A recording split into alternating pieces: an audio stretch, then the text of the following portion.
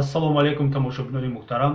Ман ҳуқуқшинос Ҷамшед Ёров мебошам ва хелеам хушҳолам ки шумо имрӯз бо мо ҳастед ва ин шабакаи моро тамошо доред. умедворам ки онро дастгирӣ мекунед бо иқдоме ки мо пеша кардем ба мардум расониндани ёрии ҳуқуқии ройгон, фаҳмондани ҳуқуқ ва озодиҳои онҳо бениҳоят дастгирии шуморо меёбад.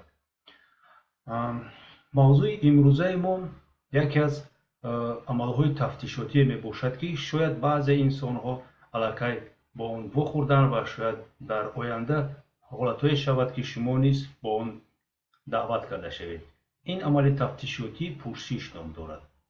аслан барои пурсиш киҳоро даъват мекунад, чӣ хел пурсиш гузаронда мешавад, ба кадом тартиби даъват, тартиби гузарондани он ҳуқуқ ва озодиҳои шумо, уҳдадориҳои шумо, ваколатҳои шахсе ки шуморо даъват кард, муфаттиш, таҳқиқбаранда ва ҳоказо оиди ин сухан меронем. ва аз ҳама муҳимаш он аст ки дар охири барнома дар маҷмӯи таҳлили ҳамин суханҳое ки мо гуфта мегузарем, мо ба шумо якчанд тавсияҳо пешниҳод мекунем ки агар шумо ба фикри мо агар шумо ин тавсияҳоро истифода баред, худи пурсиш, оқибатҳои пурсиш барои шумо, барои хештабори шумо, барои наздикони шумо сабуктар хоҳад шуд ва аз як ҷиҳат ин як ҳимояи ҳуқуқи шумо ва бартарафу нест кардани он оқибатҳое ки амалҳои ноҷои муфаттишро пеш мегирад.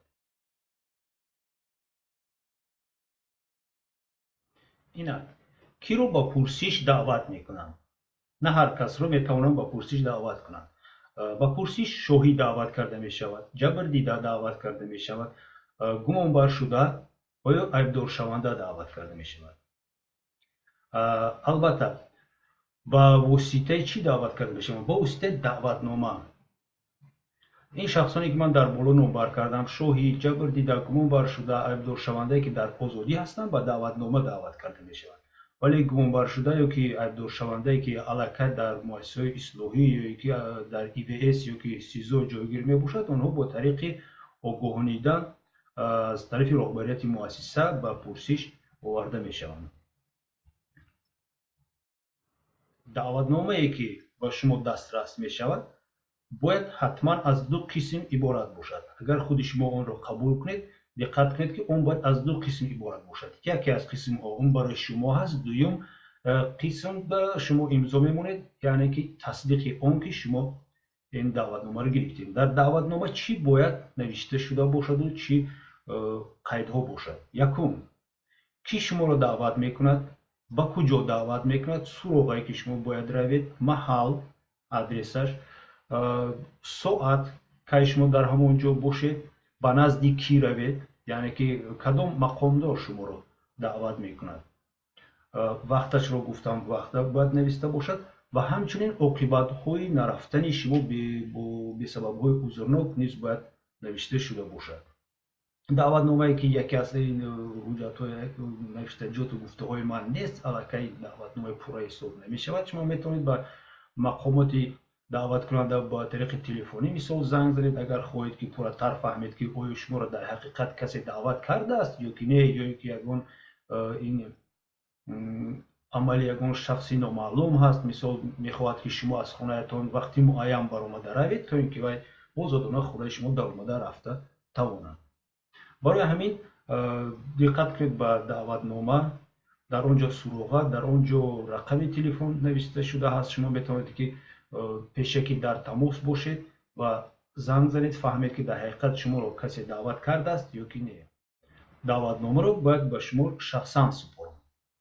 мисол ҳолатҳое мешавад ки шумо дар хона нестед, аммо вақте ки даъватнома супоронда мебиёяд, дар ин маврид он шахсе ки даъватнома овардааст бояд даъватномаро ба ягон аъзои оилаи шумо, аъзои оилае ки болиғ аст, супорад бо имзои он кас ки даъватнома гирифта шуд барои супоридан ба шумо. агар он одамҳо низ набошад, дар хонаи шумо касе набошад, даъватномаро метавонанд ба раиси маҳалла, ба дамкоми кӯчаатон ё ки ба ҷои коратон бурда супоранд, то ин ки раиси муассисаи ташкилот ё ки корхонае ки шумо кор мекунед و با امضای خود وظیفه‌دار میشود که دعوتنامه را به شما میسپارد. این از طریق سپردن دعوتنامه. ولی قانونگذار نیز معین کرده است که دعوت شونده را ممکن است که با دیگر واسطه‌های علاقه نیز دعوت کرد. دیگر واسطه‌های علاقه گفته پشت، تلگرام، فاکس چنین واسطه‌های علاقه را در نظر دارد و شرط اساسی این واسطه‌های دیگری علاقه گفته در آن است که در حقیقت باید تصدیق دعوت شما اثبات شونده باشد. مثال نمی‌شود که کسی شما رو با رقم تلفن شما زنگ زند و گوید که من مفتش کریمов از پروکوراتورای ناحیه سینا پگاه خستت پیش من بیاد.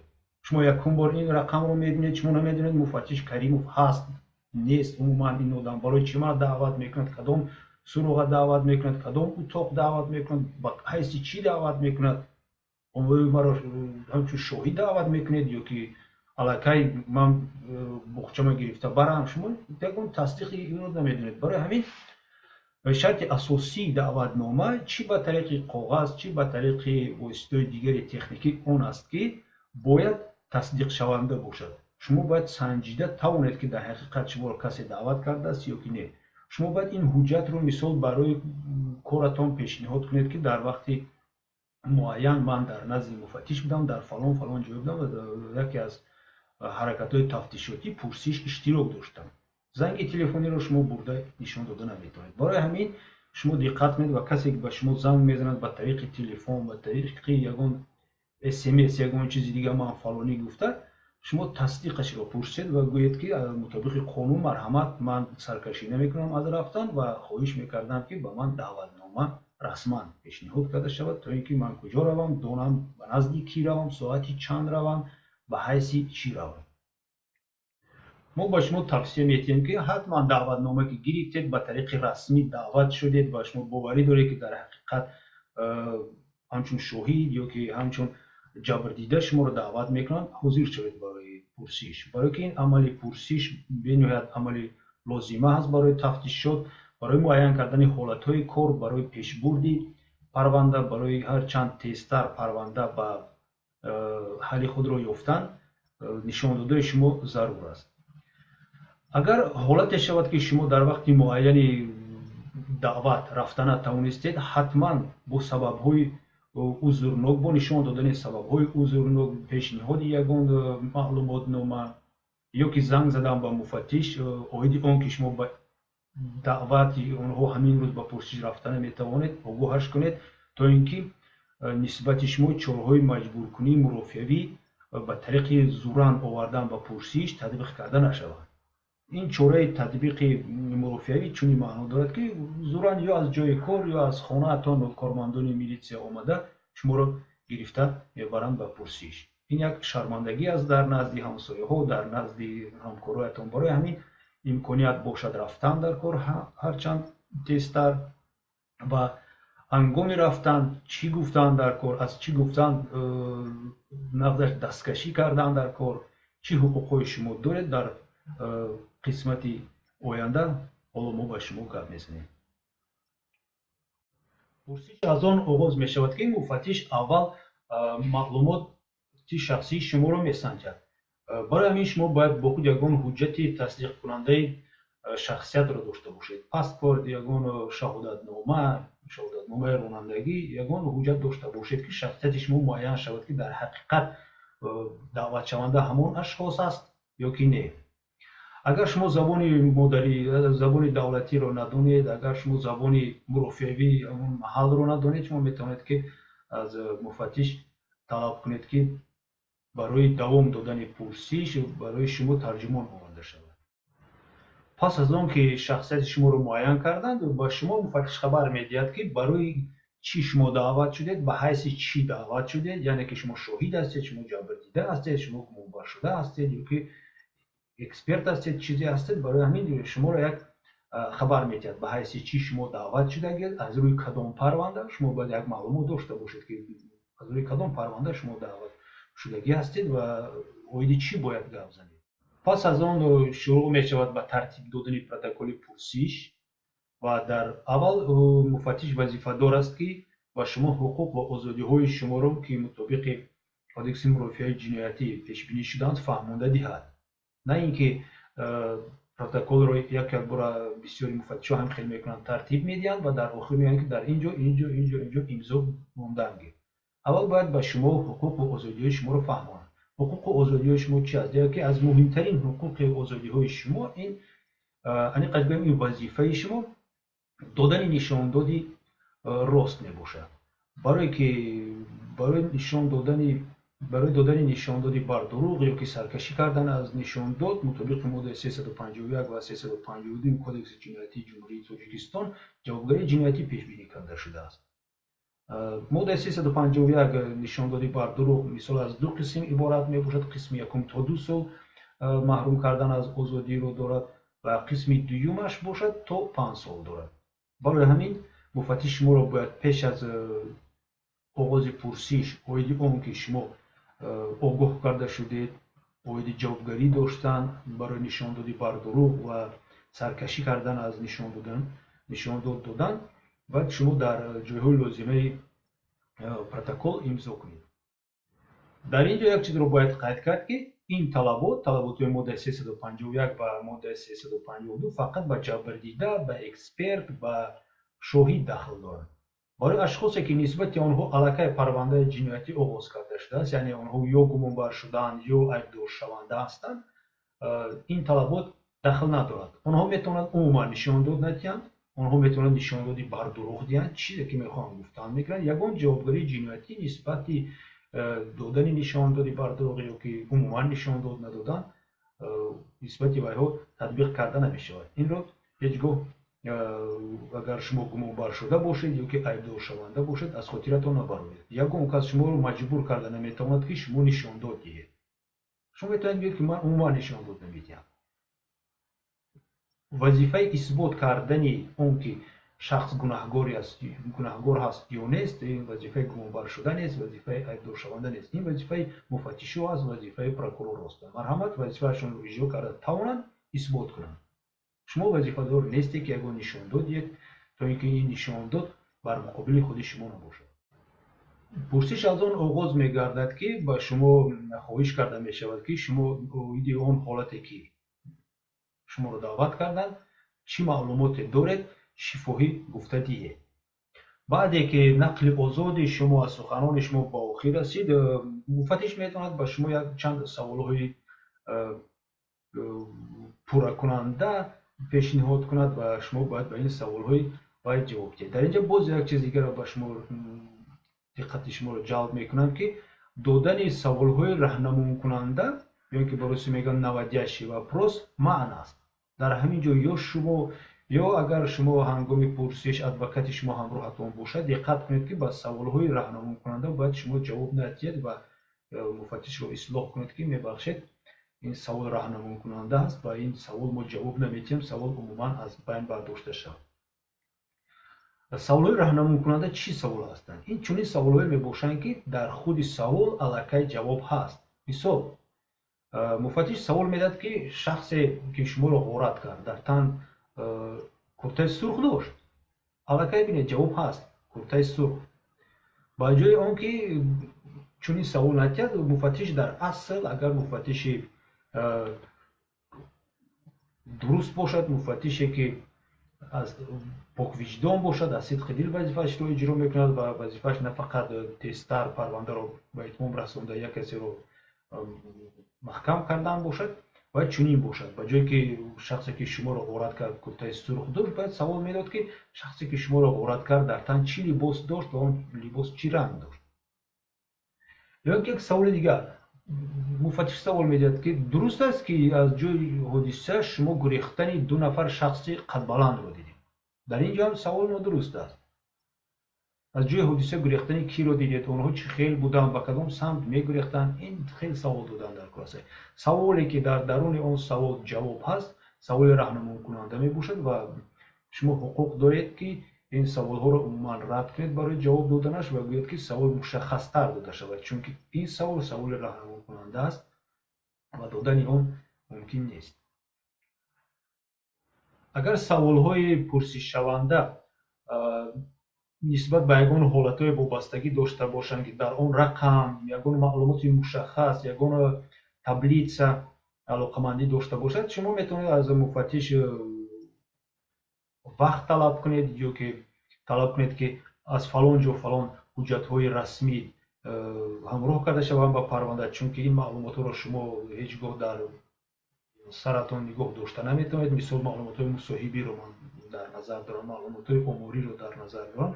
барои ҳамин ягон кас шуморо маҷбур карда наметавонад ки шумо маълумотҳоро айни ҳол дар ҳамон лаҳзаи пурсиш гуфта диҳед. барои ҳамин шумо бояд аз муфаттиш хоҳиш кунед ки он саволе ки шумо додед вобаста ба маълумотҳои оморӣ ё ки мусоҳибаӣ дар ҳуҷҷатҳои фалон фалон дар макони муайян ҷойгир мебошанд, хоҳиш мекардам ки онҳо гирифта шуда ба парванда ҳамроҳ карда шаванд. ҷое ки ба ман иҷозат диҳед ки ман рафта он ҳуҷҷатҳоро оварда баъз давоми протоколи пурсишро давом диҳем. дар ин ҳолат муфаттиш ҳуқуқ дорад ки протоколи пурсишро муваққатан қатъ кунад ва нависад дар протокол ки пурсиш ба рӯзи дигар гузаронида шуд бинобар сабаби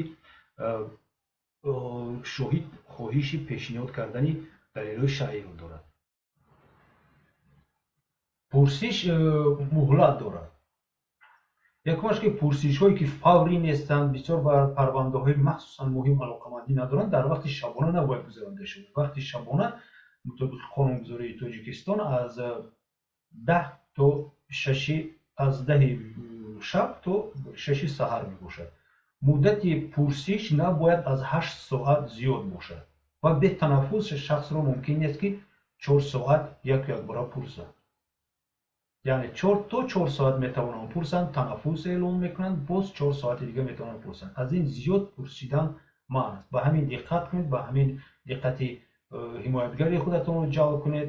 агар он кас надонад, хоҳиш кунед ки бо пурраги салоҳияташонро иҷро кунанд ва аз ҳуқуқҳои шумо ҳимоя карда тавонанд. он нишондоде ки шумо додед бояд ки аз тарафи муфаттиш ё ки худи шумо ҳам метавонед онро дастӣ нависед ё ин ки ба тариқи истифодаи техникаи компютерӣ чоп карда шавад. шарти асосияш он аст ки тамоми саволҳо аз рӯи кадом тартиб дода шуда буданд бояд ҳамон хел навишта шаванд. ҳадалимкон ҷавобҳо аз суханони шумо навишта шавад ва айнан ҳамон хеле ки шумо ҷавоб додед. дар ин ҷо диққат кунед ва вақте ки шумо баъдтар вақте ки протоколи пурсиш тартиб дода мешавад ва муфаттиш онро бояд бо шунос шудан ба шумо пешкаш кунад, диққат кунед. агар он калимаҳое ки шумо нагуфта будед ва муфаттиш онро ба ҷои шумо навишта буд, ба он диққат кунед гӯё ки дар ин ҷо тағйирот дароварда шавад, чунки ман чунин истифода набурдам калима, ман калимаи дигарро истифода бурдам. муфаттиш метавонад гӯяд ки ман калимаи адабӣ гирифтам. дар ин ҷо шумо ба адвокати шумо, агар шумо боз бор дигар мегӯям гумонбар шуда ҳастед, айбдоршаванда ҳастед ё ки ҷабрдида ҳастед ва ҳатто шоҳид ҳам метавонад мисол ҳамчун бо худ ҳимоятгар дошта бошад дар баъзе мавридҳо, диққати муфаттишро ҷалб кунед ки мутобиқи қонунгузорӣ шумо муфаттиш бояд айнан аз суханони ҳамин шахси пурсидашаванда нишондодашро бояд нависад. барои ҳамин диққат худро ба ҳамин ҷалб кунед ки суханони шумо айнан навишта шуда бошанд, бо ҳамон тартибе ки саволҳо ва ҷавобҳо дода шуда буд бо ҳамон дода шаванд. агар ягон савол аз тарафи иштироккунандаҳо дода шуда бошад, онҳо низ дар он ҷо бояд қайд карда шуда бошанд. саволҳое ки рад карда дода шуда буданд ва ки аз тарафи муфаттиш рад карда шуданд, бо сабаби рад кардани онҳо дар протокол ҳамаш нависта шуда бояд бошад. муфаттиш метавонад гӯяд ки ин чиз лозима нест, ин савол лозим набуд, барои ҳамин ман онро рад кардам. он чизе ки рад кардам, барои чӣ ман дар протокол нависам, қоғазро сарф кунем. шумо бояд ҳатман талаб кунед ки чӣ саволе ки дода шуда буд, саволе ки ҷавоб гирифт, саволе ки аз тарафи шумо рад карда шуд, бо сабабҳои рад кардани он дар протокол навишта шавад. баъди аз он ки протокол тартиб дода шуд, протокол ба шумо нишон дода мешавад, шумо онро мебинед, мехонед. агар дар ҳақиқат суханони шумо пурра моҳияти онҳо дарҷ гардида бошад, шумо метавонед дар таги он имзо кунед. дар ин ҷо боз як чиз дигарро ба шумо диққати шуморо ҷалб кардани ҳастам. дар поёни ҳар як саҳифа бояд шумо имзо кунед.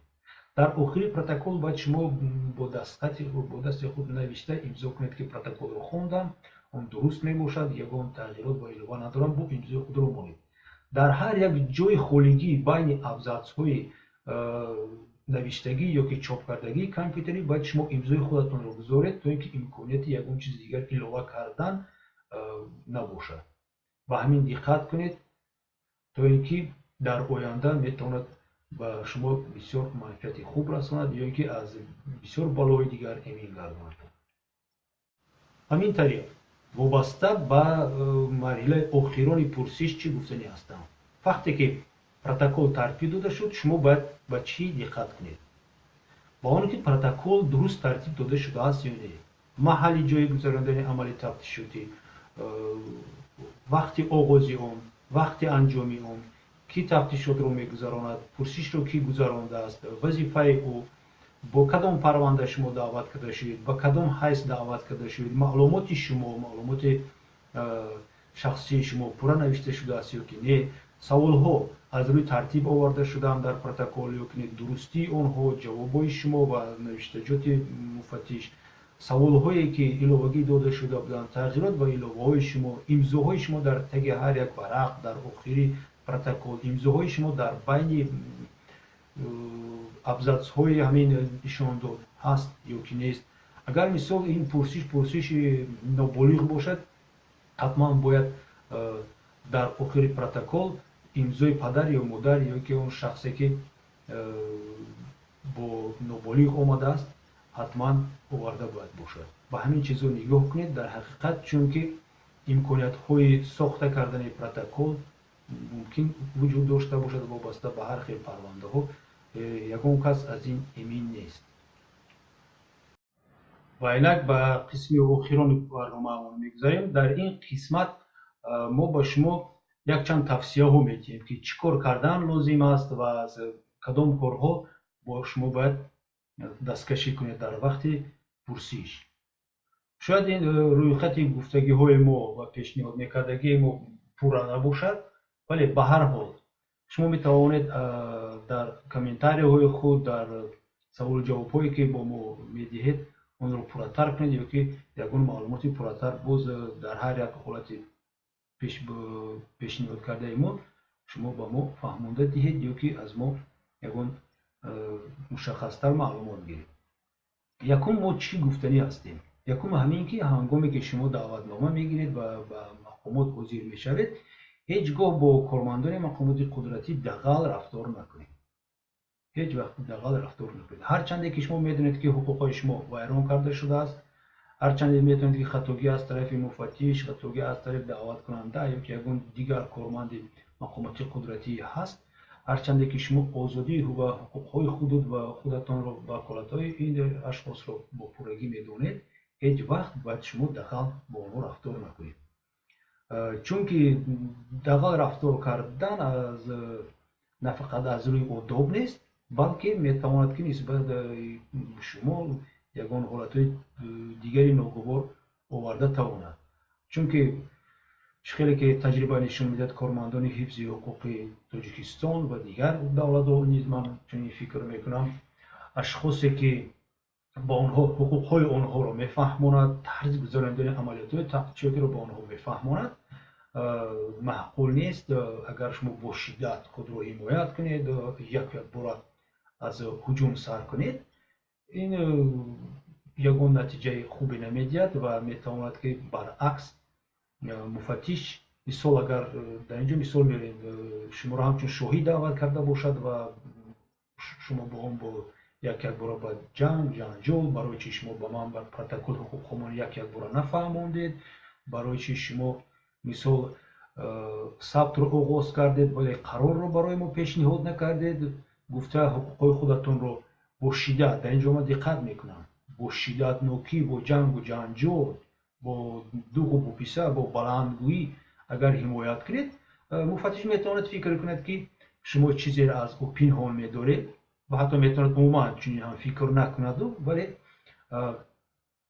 وقتی قرار برآوردن حبس پیشکی شما در مدت مثال بازداشت کردن شما در مدت تا 72 ساعت و این حقوق رو دارد метавонад қарорашро бо чунин асос мекунад ки ин ашхос маълумотеро дорад, вале барои парванда муҳим ин чӣ алоқамандӣ дорад ба ҳамин содиркунандаони ҷиноят ё ки ягон амали дигар. Барои ҳамин ман фикр мекунам ки агар ҳоло мо ин одамро ҷавоб диҳем ва метавонад аз тафтишот гурезад ё ки ба дигар шоҳидон таъсир расонад, чуне ки рафтори ӯ дар рафти тафтишот нишон медиҳад ки ин хело ҳам одами дурушт аст, одами дағал аст, одами ҷанҷолӣ аст ва метавонад ки дигар шоҳидон ба таъсир расонад. Барои ҳамин лозим медонистем ки ин одамро 72 соат маҳкам кунем то пешниҳод кардани ягон айб ба ӯ. баъди 72 соат метавонад гӯяд ки мо ҳама тарафа санҷидем, дидем шумо гунаҳгор нестед, шумо дар ин парванда ҳамчун гумонбар намегузаред, шумо айни ҳол ҳам шоҳид ҳастед, ҷавоб медиҳед. Барои ҳамин то ин ки ягон мушкилӣ барои худ наоред, бо шиддат ҳуқуқҳои худро ҳимоя накунед. Барои ин бо оромӣ, бо тамкинӣ, бо як суханони хуб ба муфаттиш фаҳмонед ки мебахшед муфаттиш, ман пеш аз он ки имзо кунам мехостам фаҳмам ки барои чӣ имзо мекунам. Бо муҳаббат якон гуфтани ҳам нестаму бо як оромӣ аз ҳуқуқҳои худ дифоъ кунед. агар имконият бошад, шумо бо худ адвокатро гирифта баред. агар шумо гумонбар шудаву айбдоршаванда бошад, ҳеҷ гоҳ бе иштироки адвокат ба пурсиш оғоз накунед. агар биёяд ки ҳоло адвокат баъди 10 дақиқа 15 дақиқа мебиёяд, биё аллакай сар мекунед, шумо гӯед ки не, ман интизор мешавам адвокати худамро, адвокати ман ҳатман бояд дар назди ман бошад, иштирок кунад. баъд диққат кунед ки вақте ки адвокати шумо дар пурсиш иштирок мекунад, ҳатман дар наздикии шумо шинад. ин гуфтаҳои мо як сабаби дигар ҳам низ дорад, чунки ҳеҷ кас кафолат дода наметавонад ки вақте ки шуморо ҳамчун шоҳид пурсиш мекунанд, дар оянда нияти гумонбар шудан, пурсидан ва ҳабс кардани шуморо надошта бошанд. ин бисёр ҳолатҳое мешавад ки пеш аз ҳабс кардан шахсро аввал чун шоҳид мепурсанд ва баъд ҳамчун гумонбаршуда пурсида шуда ба ҳабс мегиранд. муфаттиш одам аст, мондашавӣ дорад, стресс дорад, фишор дорад аз болои роҳбарияти худ ва аз ин лиҳоз бисёрам пофишории ноҷои шумо метавонад ки ӯро водор созад ё ки ҳамчун қасос гирифтан аз шуморо метавонад ба муддати то 72 соат ба ҳабс гирад бе ягон асос, вале аз рӯи парванда гӯё ҳуқуқ дорад ва тафтишотам, прокуратура ҳам ягон чиз гуфта наметавонад. мегӯяд ки муфаттиш ҳақ аст, шояд ягон асосе бошад, вале агар асос набошад, баъди 72 соат шумо озод мешавед. яке аз тавсияти дигари мо, ҳангоме ки шумо ба пурсиш даъват карда мешавед, хуб мебуд ки шумо бо ҳамроҳи адвокат ба пурсиш мерафтед. агар шумо ҷабрдида ё шоҳид бошед, шумо низ ҳуқуқи гирифтани адвокатро доред, барое ки қонунгузор манъ кардани гирифтани адвокат ба шоҳидро нанавиштааст. дар ягон ҷо оварда шудааст нест ки шоҳид ҳуқуқи гирифтани адвокатро надошта бошад. ҳуқуқ ва озодиҳои шумо ҳангоми рафти тафтишот, ҳангоми рафти амалиётҳои тафтишотӣ низ бояд ҳимоя карда шаванд. набояд нисбати шумо фишор оварда шавад, набояд нисбати шумо дағалӣ бошад, набояд суханони шумо дигар хел навишта бошад. аз сабабе ки шумо якум бор ба мақомоти тафтишотӣ ба пурсиш даъват карда мешавед, ин як ҳолати ба ҳолати психологии шумо як таъсир мерасонад ва аз ин лиҳоз шояд ки шумо рафтори ноҷо кунед, шояд ки шумо ягон чизи суханоне ки лозим нест гӯед, шояд нисбати шумо таъсирҳое ки пешни оғозе гуфтам расида шавад. барои ҳамин шумо метавонед бо ҳамроҳи адвокати худ ба назди муфаттиш равед. албатта ва дар бисёр ҳам ҳолатҳо, дар 99% ҳолатҳо муфаттиш ба шоҳид ҳангоми пурсиши шоҳид иштироки адвокатро иҷозат намедиҳад. вале аллакай муфаттиш хабардор мешавад ки шумо бо худ ҳимоятгар доред ва ин ҳимоятгар бояд дар коридор ё ки дар беруни муассиса шуморо интизор бошад ва ҳамин мавҷуд будани ӯ дар наздикии муфаттиш мавҷуд будани ӯ аллакай як таъсир мерасонад ба психологияи муфаттиш ки бо шумо дигар хел рафтор мекунад, бо шумо дағалӣ рафтор намекунад, аз шумо зуран гирифтани нишондод роҳ дода намешавад, шумо таъсиррасонии ғайриқонунӣ дигар раво намешавад. агар шумо ҷабр дида бошед ҳатман низ метавонед бо адвокати худ равед ки ҳуқуқҳои шуморо ҳимоя кунад. оиди он ки гумонбаршуда ва ё айбдоршаванда, яъне ки ашхосе ки аллакай нисбати онҳо парвандаи ҷиноятӣ оғоз карда шудааст, онҳо ҳатман бояд бо иштироки адвокат пурсида шаванд. ҳолатҳое мешавад ки муфаттиш аз гумонбаршуда ва айбдоршаванда дархост мекунанд, талаб мекунанд, хоҳиш мекунанд бо ҳар як баҳонаву бо макру бо фиребу бо чанд хел роҳу восите ки аз истифодаи ҳимоятгар даст кашед. аз дасти ҳимоятгар ягон кор намебиёяд. шумо дар ин коғазча дар замохат нависед ки ман ҳуқуқҳои худро худам ҳимоят мекунам, зарурият ба ҳимоятгар нест. аз шумо хоҳиш мекунам ки ҳеҷ гоҳ чунин нанависед. ҳатман ҳимоятгар бояд дошта бошед ва тафтишотро ва ҳамин ҳаракати тафтишоти пурсишро бе ҳимоятгар оғоз накунед. ҳарчанде ки муфаттиш гӯяд ки ман ба ҳимоятгари шумо, ба адвокати шумо занг задам ва адвокати шумо баъди 10 дақиқа ҳозир мешавад, бинобар сабаби он ки ман боз бо дигар корҳои муҳим дорам, вазифаҳои дигар ба ман сар дорам додагӣ ҳаста ва биёед ҳоло то омадани адвокат мо ҳамон ҷоҳои лозимаву аввалаву умумиро нависем. шумо гӯяд ки не, мебахшед, ман бе адвокати худ ягон амалиёт ва иштирок намекунам ва интизор мешавем ки адвокат биёяд. ба оиди он ки муҳлатҳои тафтишотӣ ҳаст, ин ба шумо ба гумонбаршуда ва айбдоршаванда умуман дахл надорад. ин вазифаи муфаттиш аст ки дар муҳлати муайяни нишондодшудаи қонунгузории мурофиаи ҷиноятӣ парвандаро ба итмом расонад. як тавсияи дигар: агар саволе ки шумо ба он ҷавоби аниқро намедонед ё ки намехоҳед ҷавоб диҳед бинобар сабаби он ки ягон хавф доред ки ягон хешу наздики шумо ё ки худи шумо ба оқибати ҷавоб ягон таъсир мерасонад, ба ҷои он ки не, ман ба ин савол ҷавоб намедиҳам, нағзаш мебуд ки шумо мегуфтед ки ба ин саволи шумо ҷавоб дар хотирам нест, вақте ки ба хотирам омад, ман ҳатман ба ин саволи шумо ҷавоб медиҳам. айни ҳол ба хотирам нест. ин ҳолати психологии ҳар як инсон аст ки ягон чизро фаромӯш кунад ва ягон кас шуморо маҷбур карда наметавонад ки не, дар хотири шумо ҳаст, ҳамин саволи мада ҷавоб диҳед. аз ҳамин лиҳоз ба ҷои он ки қатъиян гӯед ки ман ба ин савол умуман ҷавоб намедиҳам, нағзаш гӯед ки ман ба ин савол ҳоло тайёр нестам, чунки маълумоти дақиқ надорам. он ҳодисае ки шумо аз ман пурсён шуда истодаед, ман дар хотирам нест. вақте ки дар хотирам омад, ҳатман ман шуморо огоҳ мекунам ва ба ин саволи шумо ҷавоб медиҳам.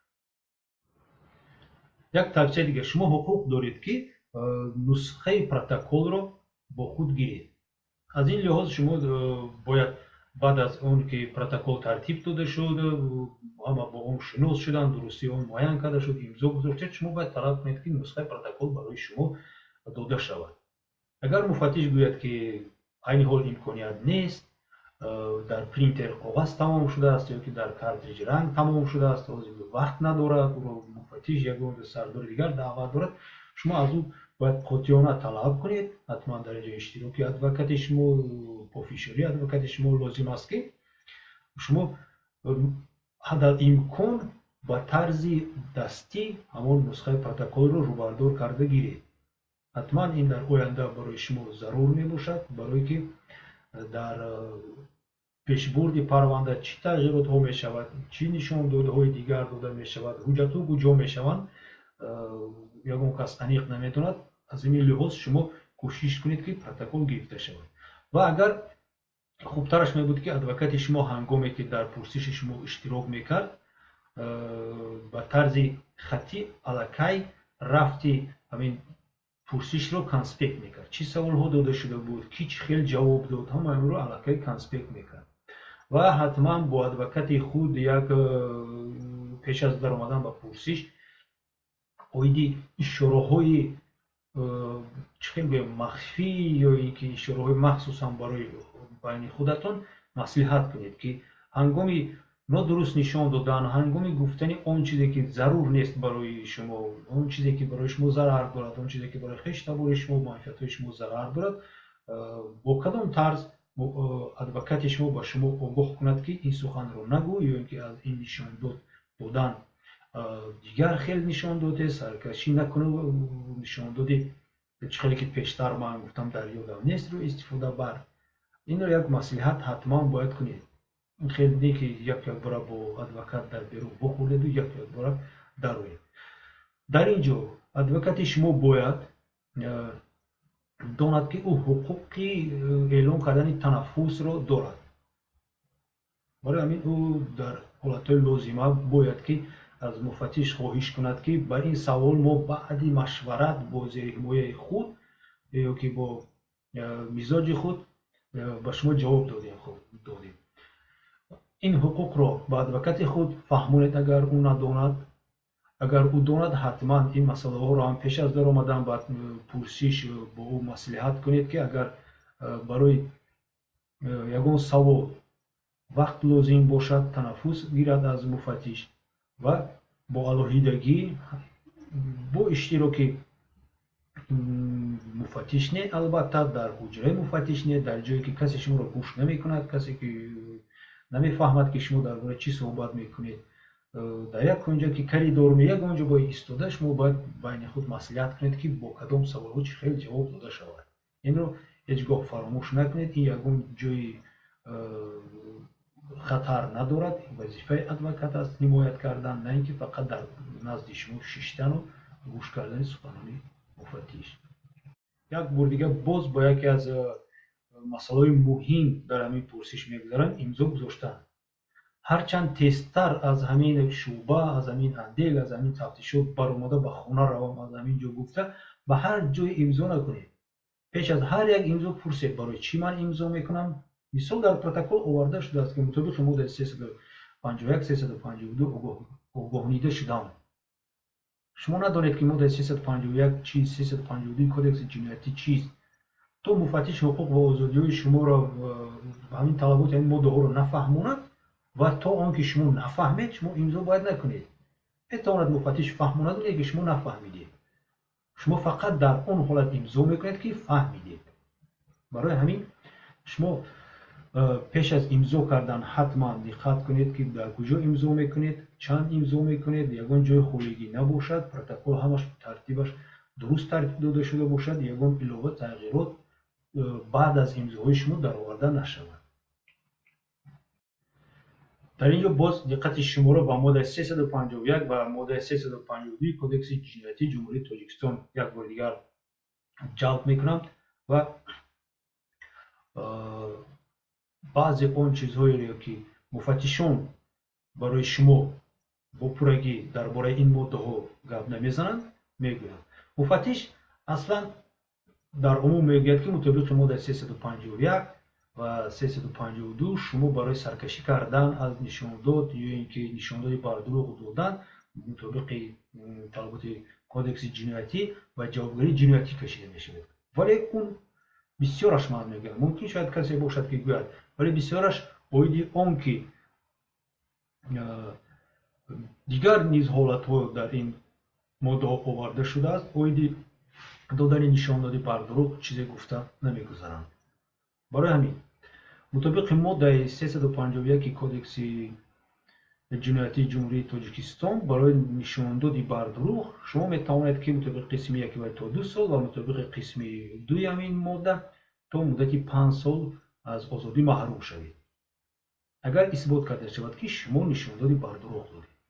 ولی شما از این جوابگری تا یک وقت معین آزاد هستید. یعنی اگر شما نشاندادی بر دروغ دادید، فرض میکنیم در همین عمل تفتیشاتی در پرسش شما نشاندادی بر دروغ دادید و اویدی اون که شما نشاندادی بر دروغ دادید میدونید و وجدان شما را عذاب داد، شما میتونید روز دیگر، هفته دیگر، ماه دیگر به نزد مفتش آمده با شرطی که این پرونده در دست مفتش است آمده اظهار کنید که میبخشید مفتش ман аз тарс, аз нодонӣ, аз гумроҳӣ нишондодӣ бар дурӯғ додам ва айни ҳол хоҳиш мекунам ки нишондоди дурусти маро қабул кунед. Дар ин ҳолат шумо аз ҷавобгарии ҷиноятӣ озод ҳастед.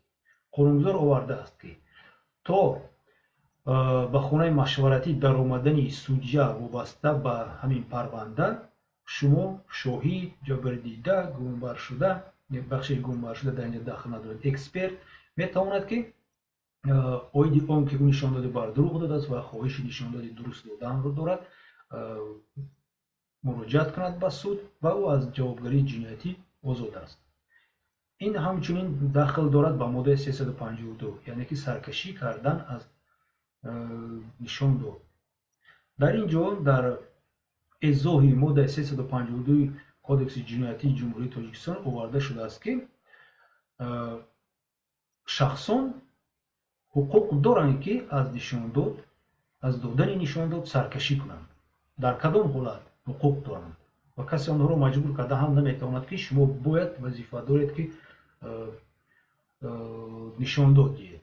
дар он ҳолате ки шумо нишондод нисбати худ ва ё ки нисбати хештавори наздики худ дода истодаед ва ин нишондод метавонад ба онҳо ё ки ба худи шумо зарар расонад. ин тағйирот ба иловаҳо 15 марти соли 2016 ба моддаи 352 кодекси ҷиноятии ҷумҳурии Тоҷикистон ворид карда шуданд ва дар он ҷо ҳам навишта шудааст ки шахс ҳуқуқ дорад ки муқобили худ ва ё муқобили хештавори наздики худ нишондод надиҳад. ва инҷо як саволи мантиқӣ ҳам мебурад ки хештавори наздик ва хештавори дур чӣ хел муайян кардан мумкин аст? ба ин савол моддаи 6 кодекси мурофиаи ҷиноятии ҷумҳурии Тоҷикистон ҷавоб медиҳад ки дар он оварда шудааст ки хештавори наздик, рӯйхати хештавори наздик оварда шудааст. инҳо кӣ мебошанд? ин падару модар аст, бечунучаро фарзандон ҳастанд, бародарон, хоҳарон, бобо, бибӣ ва беравгоҳ ҳастанд, ҳамчунин ҳамсар ва фарзандшудагиён ва ё ки фарзандқонон мебошанд. тамошобинони муҳтарам, дар ҳамин ҷо ман фикр мекунам ки мо чӣ имконияте ки доштем ба шумо дар бораи ин амали тафтишотӣ пурсиш гуфта гузаштем. агар шумо ягон илова дошта бошед, агар дар гуфтаҳои мо ягон иштибоҳ бошад ё ин ки ягон ногуфтание ҳам бошад, шумо метавонед дар комментариҳо нависед. ҳатман мо бо шумо ҳамсуҳбат мешавем. агар зарурият бошад боз як барномаи нав мекунем, тағйирот медарорем, илова мекунем, то ин ки касе ки ин барномаро гӯш мекунад дар оянда, тамошо мекунад дар оянда, як маълумоти пурраи дақиқ гирад. ва ҳамчунин аз шумо хоҳиш мекардем ки оиди он ки чӣ барномаҳои дар оянда дар кадом мавзӯъ барнома дошта бошем ба мо нависед. мо ҳатман хоҳиши шуморо ба назар мегирем ва кӯшиш мекунем ки барномаҳои ҷолиб ва бисёр ҳам муфидро барои шумо пешкаш кунем. ташаккури зиёд ки бо мо будед.